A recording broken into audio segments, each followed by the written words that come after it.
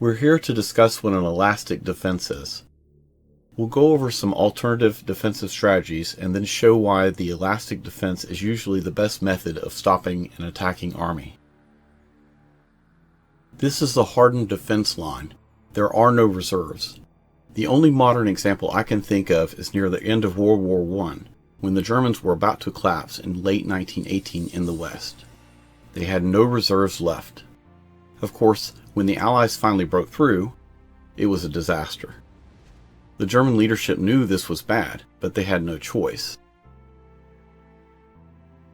Even bad generals know that you should have some reserves. If, or when, the line is breached by an attacker, the remaining defenders are in danger of being outflanked and surrounded. This leaves supply lines, communications, and command and control vulnerable.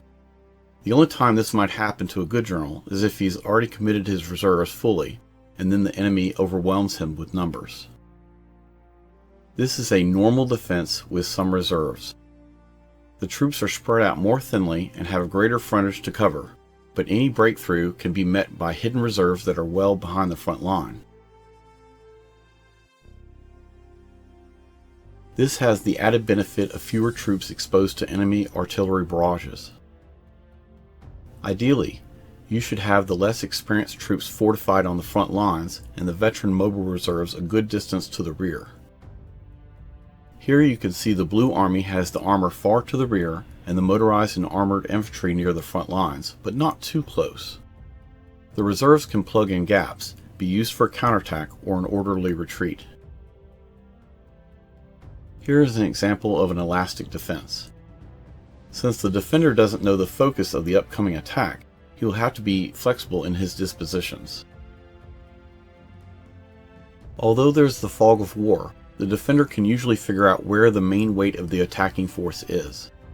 It's true that the attacking general could order his troops to attack everywhere at once with everything they have, but that sort of attack, if it failed, would be a disaster for the attacker.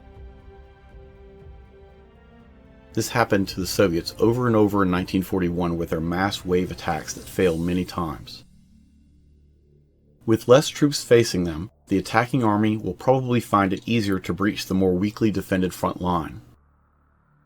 As they advance, they'll continue to meet resistance.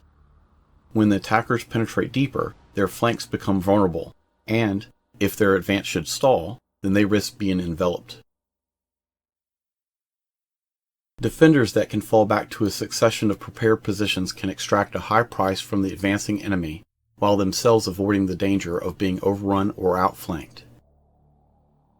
Delaying the enemy advance mitigates the attacker's advantage of surprise and allows time to move defending units to make a defense and to prepare a counterattack.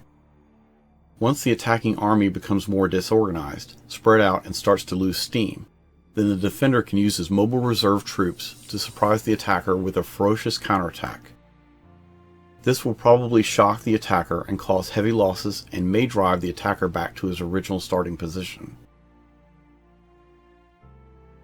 Attacks tend to lose momentum over time or as it spreads into a larger area. A defender can yield lightly defended territory in an effort to stress the attacker's logistics or spread out a numerically superior attacking force. This is discussed in greater detail in my other video, Military Culminating Point, What Is It? Near the end of World War II, the German army had evolved its tactics when dealing with the Soviet breakthrough armies.